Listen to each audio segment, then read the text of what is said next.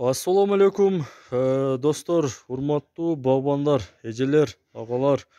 Биз ноокаттагы кызыл тейит деген айылда алмалар тууралуу сиздерге маалымат алып берем. Андыктан сиздер биздин каналды көрүп туруңуздар, билип туруңуздар, билип алыңыздар. Сиздерге албетте керек болот.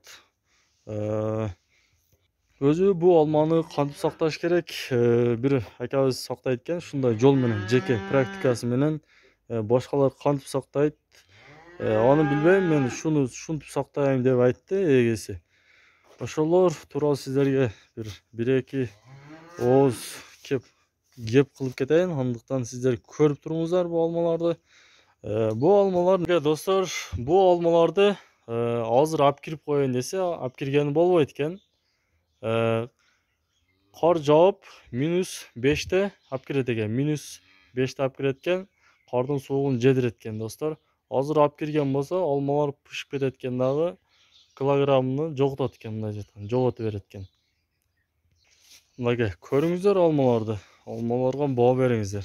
Буларды не дейтебиз бул алмаларды? 5 жылдыз дейби, кирпсон дейби? Жакшы билбейт экенмин алмаларды негизи. 4 тонна алманы ушинтип сактайт экен. Башка жерде дагы алма алып койдум мен, 3 тонна, 20 сомдон дейт. Олорду да ушинтип сактайт экен, достор. Декабрь, февралга алып барып 50 сом, 60 сомго сатат экен базарда. Өзүбүздүн базарга алып чыгып сатат экен. Ушинтип сиздер дагы кылыңыздар, сунуш берем, ушундай кылып үйрөнүңүздөр, достор.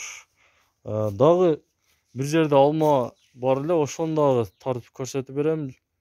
Ал жерде көп суммада алмасы бар экен, достор. Манакей, достор, көрүңүздөр, баа бериңиздер. Биздин каналда каттап лайк басып туруңуздар. Биздин видеолор жагып атабы, жакпайтабы? Комментарийге билдириңиздер. Жаккан болсо лайк басыңыздар, жакпаган болсо дизлайк басыңыздар.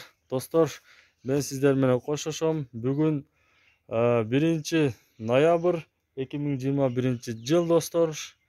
Манакей, алмаларга баа бериңиздер. Көрүңүздөр.